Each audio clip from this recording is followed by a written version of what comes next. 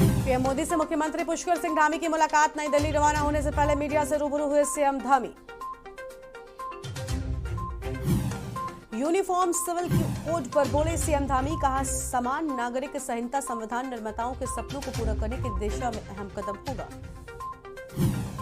मुख्यमंत्री पुष्कर सिंह धामी ब्यूरोक्रेसी को लेकर हुए सख्त, कहा समय से आए अधिकारी जनता के फोन का दें जवाब। हरिद्वार में आज से आरएसएस की राष्ट्रीय चिंतन बैठक। मोहन भागवत व सरकारवाह दत्तात्रेय होसबाले रहेंगे मौजूद। उत्तराखंड में कोरोना के 5 नए मामले, 11 मरीज भी हुए स्वस्थ। कोरोना संक्रमण दर 0.28%। उत्तराखंड में मैदान से लेकर पहाड़ तक चिलचिलाती गर्मी, तापमान में होगी 2 से 3 डिग्री सेल्सियस की बढ़ोतरी। आप देख रहे हैं के न्यूज, खबरों का सारथी।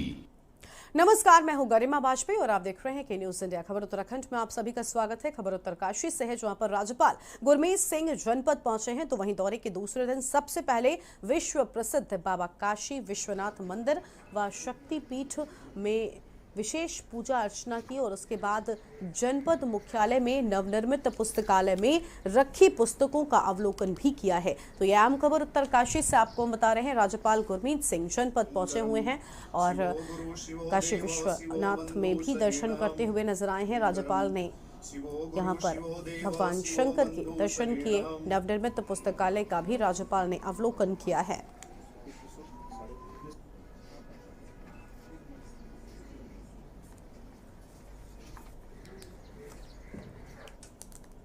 डोईवाला के भाजपा विधायक ब्रजभूषण गैरोला ने आज पूर्व सैनिक केंद्रीय संगठन डोईवाला के द्वारा आयोजित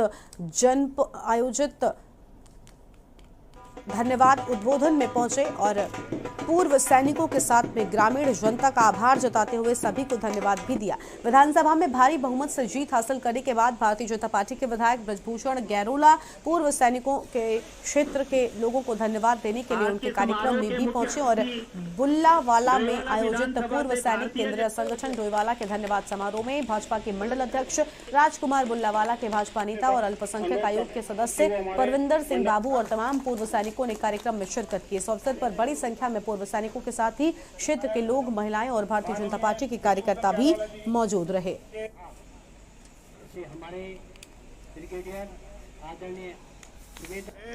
जो जनता ने हमें इतना प्यार दिया और इतनी प्रचंड बहुमत से जो हमें जिताया, सिर्फ एक धन्यवाद जो है उद्बोधन समारोह था माननीय विधायक जी के द्वारा। और इसमें कुछ जो ग्रामवासियों की समस्याएं हैं वो भी हमने जो है माननीय विधायक जी के सामने प्रस्तुत की। हमें माननीय विधायक जी से पूरा यकीन नहीं, पूरा विश्वास भी है। पर मैं आज यहाँ पर आया हूँ गांव में बुल्लावाला में, और पूर्व सैनिकों का, आदरणीय मातृशक्ति का और गांव के सभी लोगों ने मुझे बहुत आशीर्वाद दिया, विधानसभा का सदस्य बनाया, भारी मतों से जितवाया है। और मैंने जनता से चुनाव से पहले भी कहा था, मैं जो भी मेरे लिए काम होगा, डेवलपमेंट का होगा, विकास का जो भी होगा, उसको मैं पूरा करूँगा। और अभी यहाँ पर 1962 के युद्ध में शहीद हुए सैनिक हो गए, सेमवाल जी के नाम पर स्मृति द्वार की आपके पूर्व सैनिकों ने मेरे से कहा है, तो निश्चित तौर पर मैं स्मृति द्वार यहाँ पे बनाऊंगा। अगली खबर देहरादून से है, जहां पर विधानसभा में शहरी विकास मंत्री प्रेमचंद अग्रवाल ने शहरी आवास विकास के संबंधित अधिकारियों की समीक्षा बैठक ली है। बैठक में शहरी विकास सचिव सालेश बगोली समेत सभी विभागीय अधिकारी ने अपने अपने विभागों की रिपोर्ट मंत्री के सामने रखी है, जिस पर शहरी विकास मंत्री प्रेमचंद अग्रवाल ने सभी विभागीय अधिकारियों को निर्देश देते हुए कहा कि शहरी विकास के अंदर होने वाले विकास कार्यों को समय पर पूरा किया जाए।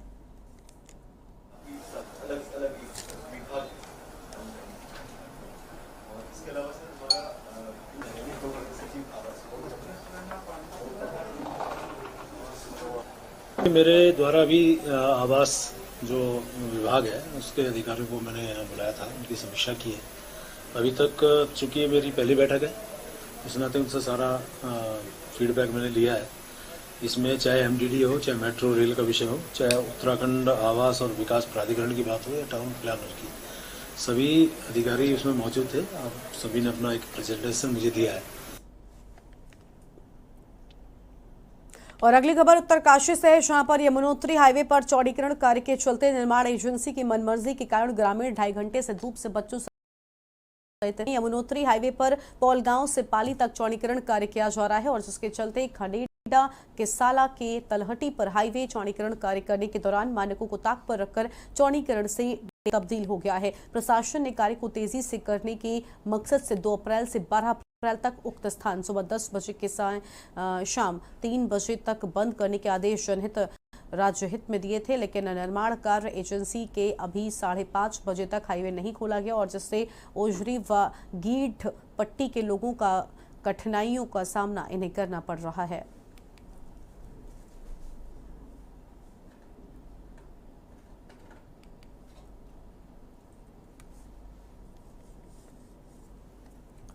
और अगली खबर उत्तरकाशी से है, जहां पर उत्तराखंड के राज्य लेफ्टिनेंट जनरल गुरमीत सिंह राज्यपाल लेफ्टिनेंट जनरल गुरमीत सिंह जनपद उत्तरकाशी के 2 दिवसीय दौरे पर है। राज्यपाल ने मातली में जनपद के उच्च अधिकारियों के साथ में बैठक की और जनपद में तमाम सभी मुद्दों पर बातचीत भी की और इसके बाद राज्यपाल ने जनपद मुख्यालय PWD गेस्ट हाउस में विभिन्न विभागीय प्रदर्शनी स्टॉल का काफी देर तक अवलोकन किया और उसमें लघु उद्योग जिससे जनपद में कई लोगों को रोजगार मिल रहा है उसका भी निरीक्षण किया और लघु उद्योगों में लगे उद्यमियों के साथ भी बातचीत की है। और आज मुझे बहुत खुशी है उत्तरकाशी के अंदर में जो प्रभु का आशीर्वाद है, जो नोट के ऊपर मैं थैंक यू कहना चाहता हूं कि जिस प्रकार आपने पॉजिटिविटी की बात की है तो मुझको लगता है कि ये जो प्रसार और प्रचार है इस बात का ये बहुत दूर जाएगा। मेरी आप सबको शुभकामनाएं और मैं चाहता हूं कि आने वाला जो टूरिस्ट सीजन है, जो 4 धाम की जो यात्रा शुरू हो जाएगी उसके अंदर में एडमिनिस्ट्रेशन, पुलिस और पूरी पब्लिक मिलकर हम जितने भी अतिथि आएंगे उनको एक ऐसा मैसेज देंगे कि आने वाले वर्षों में वो खुशी खुशी हमारे उत्तरकाशी में आए और ये जो प्राकृतिक की देन है, जो भगवान शिव जी की देन है।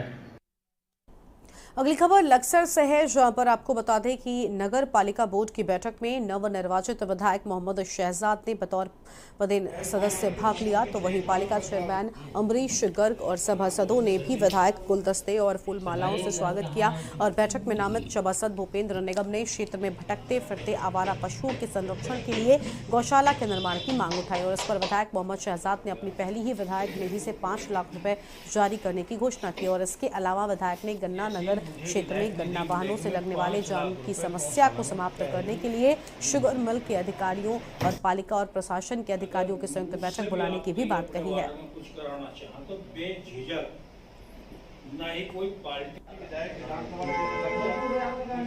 जो भी निर्वाचन के लिए अपना नॉमिनेशन करता है, वर्करी करता है, उसका पहला मुद्दा होता है विकास। विकास के नाम पर वोट मांगता है, बाद में कुछ भी करे, कुछ भी फड्डा करे, लेकिन पहला जो मसला होता है विकास। और मेरा पहला भी विकास है और दूसरा भी विकास है। मैं तो चाहता हूं कि पूरे भारत में जितने भी बड़े बड़े कत्ल खाने हैं, बूचड़ खाने हैं, वो 100% बंद होने चाहिए। विकास कार्य के मुद्दे उठाए गए, मैं कहूँ सब सराहनीय हैं और सभी उन पर जल्दी कार्रवाई अति आवश्यक है, क्योंकि सभी एक शहर की जनभावना को देखते हुए, चाहे वो कोई भी मुद्दा हो, चाहे वो नाले का रहा हो, चाहे वो शुगर मिल का रहा हो, चाहे वो गौशाला का हो, मैं समझता हूँ सारे ही अत्यंत मुद्दे हैं और विधायक जी ने इन पे आत्ममंथन करते हुए नगर पालिका को गौशाला को 5 लाख रुपए देने का जो सराहनीय इनका निर्णय है, मैं इसका बहुत ही स्वागत करता हूँ। और अगली खबर रुद्रप्रयाग से है, जहां पर जिला मुख्यालय में कांग्रेस के महंगाई मुक्त भारत अभियान के तहत आयोजित धरना प्रदर्शन कार्यक्रम में सोनिया गांधी मुर्दाबाद के नारे लगे और कार्यक्रम के दौरान लगे नारों का वीडियो अब सोशल मीडिया पर तेजी से वायरल भी हो रहा है। हर कोई इस वीडियो को देखकर मजाकिया कमेंट्स करने में लगा हुआ है, जिससे कांग्रेस कार्यकर्ता बौखला गए हैं और उन्होंने पुलिस अधीक्षक से मामले में निष्पक्ष जांच कराने की मांग भी की है।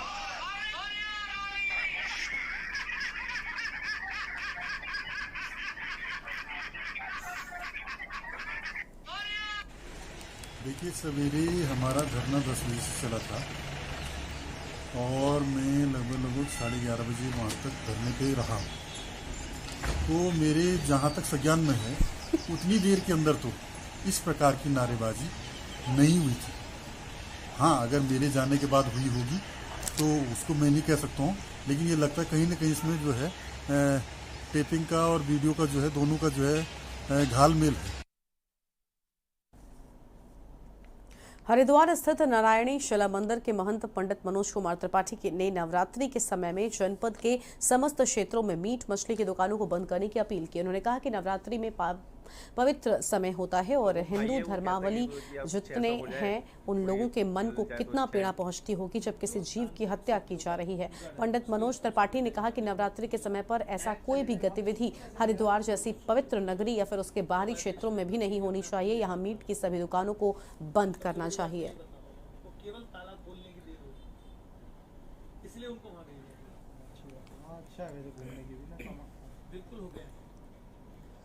आद्या शक्ति का और स्वयं बहुत ही पवित्र समय चलता है। हिंदू धर्मावलंबी जितने हैं उन लोगों के मन को कितना पीड़ा पहुंचती होगी, कहाँ कहीं किसी जीव की हत्या की जा रही है।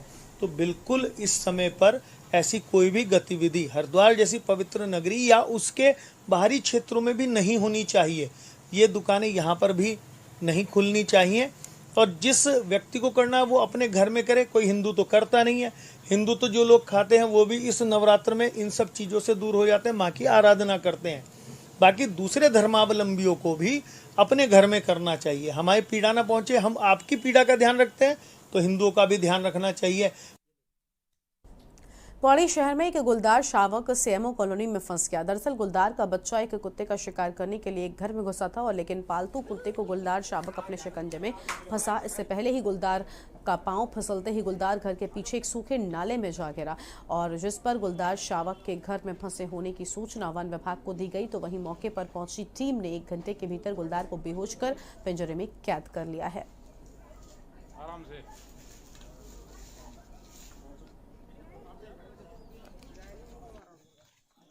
अभी हो रहे हैं भैया वो हमारे मतलब पालतू जानवर पे हमला किया और वहाँ फंस गया था। तो सुबह से हमें बहुत ज़्यादा डर लग रहा था। वन विभाग को हमने सूचना दी तो काफ़ी समय बाद वो लोग आए, उन्होंने पकड़ा। अभी भी उनके साथ के 2 लोग हैं, मतलब 3 हैं, वो साथ में घूम रहे हैं। तो हमें उनसे बहुत ज़्यादा डर है क्योंकि एक उनकी माँ है, अगर उसका बच्चा पकड़ा गया तो वो और ज़्यादा खतरनाक हो जाएगी, हमला करेगी। तो हमें वन विभाग से रिक्वेस्ट करनी है कि वो प्लीज़ पिंजरा लगाएं ताकि वो पकड़े जाएँ। मैं तुरंत अपनी रेस्क्यू टीम के साथ में मौके पर पहुंचा और उसको हमारे डॉक्टर आलोक खंडूरी जी वेटरनरी के साथ में उसको हमने ट्रैंकुलाइज कर दिया है। अभी स्थिति उसकी, अभी छोटा बच्चा है, एक से 1.5 साल के बीच में इसकी उम्र अभी लग रही है। तो इसके उपरांत इसका फिर स्वास्थ्य परीक्षण किया जाएगा। उसके उपरांत भी कोई कार्रवाई की जाएगी। और जो लेपर्ड घूमने का प्रश्न है, लेपर्ड तो घूम ही रहे हैं और इसमें लगातार हमारे लोगों के द्वारा रात में भी गश्त की जा रही है और जगह भूमाफियाओं का काशीपुर क्षेत्र में जमकर बोलबाला चल रहा है तो वहीं भूमाफिया बेखौफ प्रशासन की आंखों में धूल झोंकते हुए अवैध कॉलोनियों का निर्माण भी कर रहे हैं और काशीपुर के अलीगंज रोड पर पूर्व में सीज की गई अवैध कॉलोनी को मिली भगत से भूमाफियाओं ने दोबारा निर्माण करना शुरू कर दिया और जिसकी कोई भी अनुमति अब तक विभाग से भूमाफियाओं द्वारा नहीं ली गई। तो वहीं भूमाफिया धड़ल्ले से कॉलोनियों में निर्माण कार्य करा रहे हैं और प्रशासन कार्रवाई की बात कर महज खानापूर्ति करता ही नजर आ रहा है।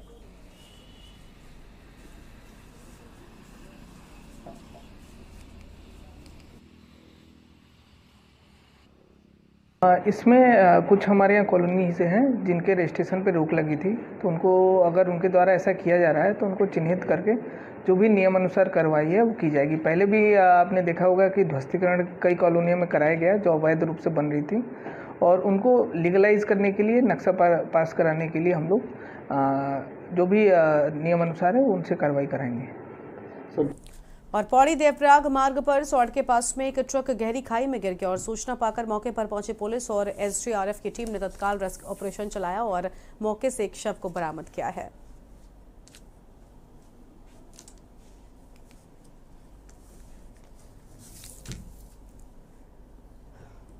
ये कल शाम की घटना है, कम से कम 10:30 बजे की घटना है ये। और इसमें 3 व्यक्ति सवार थे और जो गाड़ी है वो जो टाटा 407 बताई जा रही है और एक व्यक्ति को तो कल शाम रिकवर कर दिया था और 2 व्यक्तियों का रेस्क्यू भी जारी है। अभी तक के हिसाब से इसमें ये लगभग 5-5:30 बजे शिवपुरी से और ये सौड़ LNT प्लांट के लिए सामान लेने गई थी, जिसमें ड्राइवर के अलावा 1 से 2 लोग शामिल थे। ड्राइवर की मौत हो चुकी है, पता चला है आपको कुछ? अभी जानकारी मिली है हमको। रात भी हम लोग रहे यहाँ पे SDRF टीम के साथ। 4-4:30 बजे तक उन लोगों ने भी पूरा सहयोग प्रशासन ने भी किया है। और फिलहाल एक छोटे से ब्रेक के लिए पर रुकते हैं, फौरन हाजिर होंगे। आप देख रहे हैं के न्यूज खबरों का सारथी। खुदी को आजमाया है तो ये अंदाज आया है, खुदी को आजमाया है तो ये अंदाज आया है। तुम में भी मैं हूं, शुद्ध प्लस पान मसाला। आप देख रहे हैं के न्यूज, खबरों का सारथी। ब्रेक के बाद आप सभी का स्वागत है। स्मार्ट सिटी देहरादून, वाकई देहरादून की जनता की आंखों में सजने वाले ख्वाब उस वक्त ओझल हो जाते हैं जब जनता के सामने अधूरे पड़े कामों के चलते धूल मिट्टी और गड्ढों के सिवाय कुछ भी नजर नहीं आता। भले ही देहरादून स्मार्ट सिटी को कितने ही अवार्ड मिल गए हों, लेकिन बदहाल सड़कों पर हिचकोले खाती जनता की परेशानी जस की तस बनी हुई है। चुनाव से पहले बड़े दिग्गज नेताओं ने इन सड़कों पर उतर कर ही प्रचार किया, हालातों को अपनी आंखों से देखा भी था, लेकिन निर्माण कार्य की गाड़ी धीमी गति से चल रही है और इसमें तेजी भी नहीं आ रही है। देहरादून की जनता की जिंदगी की रफ्तार भी ऐसे ही धीमी हो गई है और इस पर हमारी एक खास रिपोर्ट देखिए।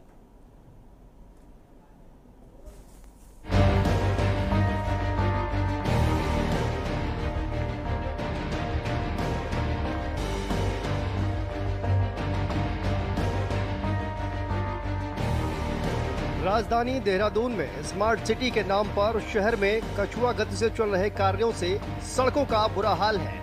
शहर की कई सड़कों पर जगह जगह गड्ढे बने हैं। इसके चलते आए दिन इन सड़कों पर वाहन हादसे होते हैं। इतना ही नहीं, इन खस्ता हाल सड़कों की वजह से देश विदेश से आने वाले पर्यटकों के बीच राजधानी दून की छवि खराब हो रही है। शहर की कुछ अहम जगह जैसे घड़ी चौक, कारगी चौक, पटेल नगर, ISBT प्रिंस चौक और दर्शन लाल चौक, यह शायद वह जगह है जो कि स्मार्ट सिटी के अंतर्गत नहीं आती है, क्योंकि यहाँ की सड़कों का बुरा हाल है।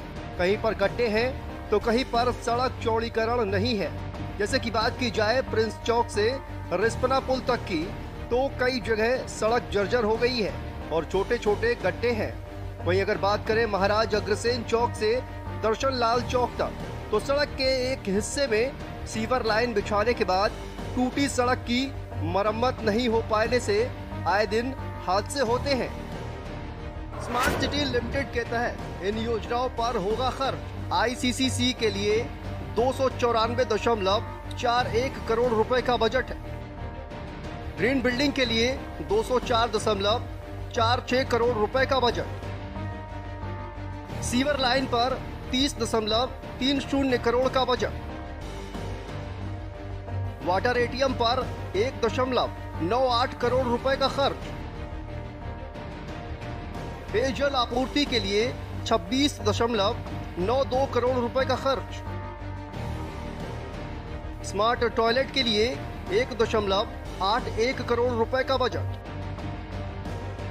स्मार्ट स्कूल के लिए 5.92 करोड़ रुपए का बजट। इलेक्ट्रिक बस के लिए 92.60 करोड़ रुपए का बजट। ड्रेनेज के लिए 17.35 करोड़ रुपए का बजट। देखिए, स्मार्ट सिटी के काम में वास्तव में जिस गति से काम होना चाहिए था और जो दिखाई देना चाहिए था, हालांकि हमारे अधिकारी अवार्ड भी लेकर आ रहे हैं, लेकिन धरातल पे जो है ऐसा कुछ दिखाई नहीं दे रहा है। इस संबंध में CO जो यहाँ के हैं राजेश कुमार से हमारी बातचीत हुई है। मैं देख रहा था कल इन्होंने अपने अधिकारियों की बैठक ली है, उसके परिणाम सामने आएंगे और शीघ्र ही हमने कहा है कि टाइम बाउंड प्रोग्राम के 1 महीने के अंदर सारे, क्योंकि पूरा टूरिस्ट जो है मसूरी जो जाता है देहरादून होकर जाता है, जो 4 धाम के लिए जाता है यहाँ पर होकर जाता है, 1 महीने के अंदर सारी व्यवस्था दुरुस्त होनी चाहिए, ऐसा निश्चित हमने किया। देहरादून की VIP सड़क माने जाने वाली गड़ी चौक से कैंट कार्यालय तक सबसे ज्यादा गड्ढे हैं। एक रिपोर्ट के मुताबिक इन सड़कों पर 70 जगह गड्ढे हैं। यहाँ बरसात में समस्या और बढ़ जाती है जब यहाँ पर पानी भर जाता है और ये पहचानना मुश्किल होता है कि सड़क कहाँ है और कहाँ गड्ढे। शहर तो क्या, थोड़ी दूर के इलाकों का आलम यह है कि कई जगह गड्ढे हैं तो कहीं सड़कें टूटी हैं। शहर के मुख्य जगहों का हाल ऐसा होने के बावजूद देहरादून के स्मार्ट सिटीज इंडिया अवार्ड्स 2022 में सेफ सिटी श्रेणी के तहत देहरादून स्मार्ट सिटी लिमिटेड को पुरस्कृत किया गया है। जहां एक तरफ सरकार ये दावा कर रही है कि जल्द ही राजधानी की जनता का सपना स्मार्ट सिटी के रूप में पूरा होने वाला है, तो वहीं विपक्ष भी इस सपने को मुंगेरी लाल के सपने बताते हुए डबल इंजन की सरकार में जनता लाचार का तंज कस रहा है। मेरा अपना जो है गवर्नमेंट से एक अनुरोध है कि गवर्नमेंट इसमें थोड़ा सा ध्यान दे। धामी जी अब चूंकि दोबारा मुख्यमंत्री बन के आए हैं, तो थोड़ा सा प्लीज़ उनसे मेरा एक रिक्वेस्ट है दुकानदारों की तरफ से कि थोड़ा ध्यान दें। और व्यापारी जो है इतना परेशान हो रखे हैं, आप देखिए धूल मिट्टी गंदगी इतनी हो रखी है कि इसकी वजह से कुछ नहीं हो पा रहा। हाँ, बल्कि अभी हम थोड़ा 2-3 दिन पहले हम लोगों की एक मीटिंग भी थी मेयर साहब के साथ, हम लोग गए थे वहाँ पर स्मार्ट सिटी के ऑफिस में, तो वहाँ पर उन लोगों ने बताया था कि हाँ जी हम लोग जो है इसके ऊपर ध्यान दे रहे हैं। तो इसलिए शायद उन्होंने जो है थोड़ा सा सड़कों को लीपा पोती करके थोड़ा सा सही तो किया, मगर फिर भी हम बहुत परेशान हैं। जैसे वो बिजली के बॉक्सों के लिए परेशानी हो रही है, सभी दुकानदारों के आगे कह रहे हैं कि बिजली के बॉक्स। तो प्लीज़ मेरी जो है गवर्नमेंट से अनुरोध है कि इसको जल्दी से जल्दी जो भी किया जाए, कम से कम व्यापारियों का ध्यान। ये जगह जगह गड्ढे हो रहे हैं, चलने फिरने में परेशानी हो रही है और ट्रैफिक बहुत हो रहा है, ट्रैफिक बहुत है। सरकार के नुमाइंदों से कहना चाहती हूँ, जरा अपने वातानुकूलित कार्यालयों से और आवासों से बाहर तो आकर देखिए कितना स्मार्ट सिटी बन गया है शहर। स्मार्ट सिटी का मतलब होता है स्मार्ट शौचालय होने चाहिए, लोगों के लिए सुविधाएं होनी चाहिए, स्ट्रीट लाइट्स होनी चाहिए, गड्ढे नहीं होने चाहिए सड़कों में। और आपने क्या कर रखा है, सड़कें चौड़ीकरण इसलिए कराई जाती हैं कि आवागमन में आसानी हो सके, ट्रांसपोर्टेशन में सहूलियत हो सके, लेकिन आपने जीना मुहाल कर रखा है। दिलाराम चौक से लेकर आपने घंटाघर जो कि हार्ट ऑफ देहरादून है, आपने चौड़ी सड़क के 2 हिस्से करके आधी सड़क जो है बेच खाई है स्मार्ट पार्किंग के नाम पर। उससे कितनी दिक्कतें लोगों को हो रही है, यात्रियों को हो रही है, आए दिन यहाँ पर जाम की स्थिति बन रही है। तो मैं कहना चाहती हूँ माननीय मुख्यमंत्री जी से, एमडीडीए के सारे अधिकारियों से, आज मैं अखबार में पढ़ रही थी और मैं सरप्राइज रह गई, हतप्रभ रह गई कि कोई एमडीडीए में अधिकारी हैं, उनका बयान छपा है, वो कह रहे हैं कि मुझे संज्ञान ही नहीं है कि सड़क बेच खाई है।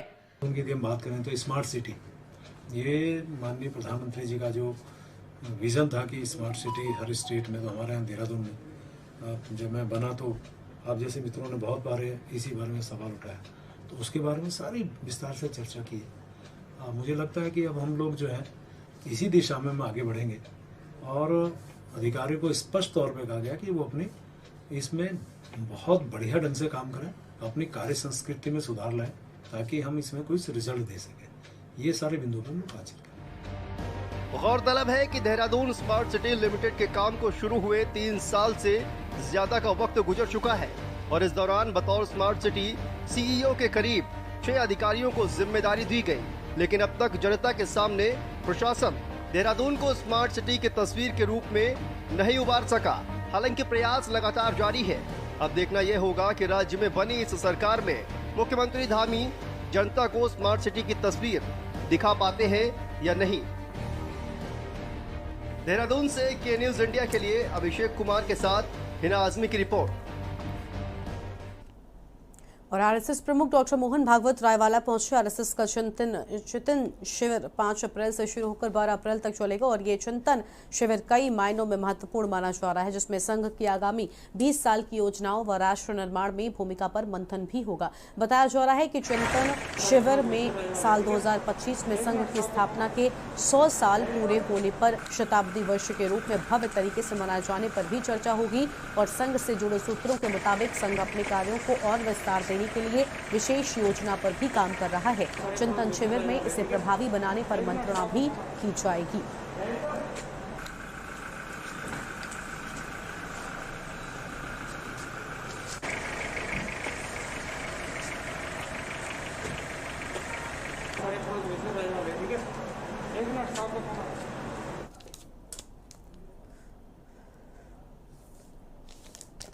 और इसी बीच एक अहम खबर उत्तरकाशी से सामने आ रही है। इस वक्त की अहम खबर का रुख कर लेते हैं, जहां 1 महीने के बाद खुलेगा यमुनोत्री धाम के कपाट। 1 महीने के बाद यमुनोत्री धाम के कपाट खुल जाएंगे। जिला पंचायत की ओर से अभी तक नहीं किए गए हैं कोई भी इंतजाम।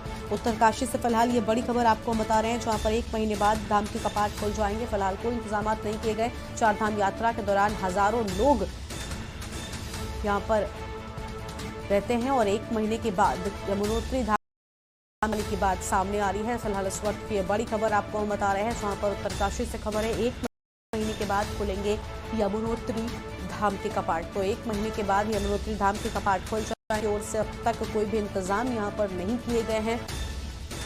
तो फिलहाल ये बड़ी खबर आपको हम बता दें, जहां पर 4 धाम यात्रा के दौरान हजारों लोग रोजगार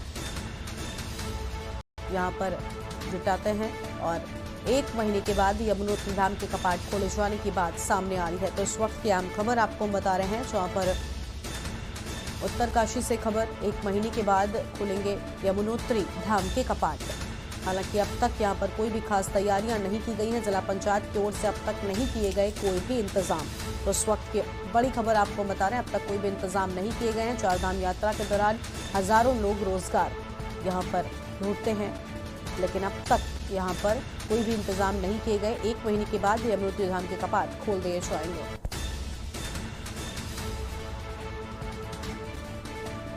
उत्तरकाशी से बड़ी खबर, 1 महीने के बाद खुलेंगे यमुनोत्री धाम के कपाट और जिला पंचायत की ओर से अब तक नहीं किए गए कोई भी इंतजाम।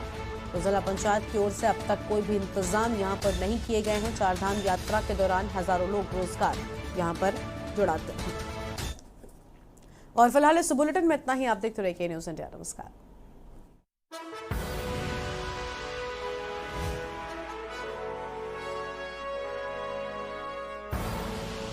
आप देख रहे हैं के न्यूज़, खबरों का सारथी। पर ये दिल है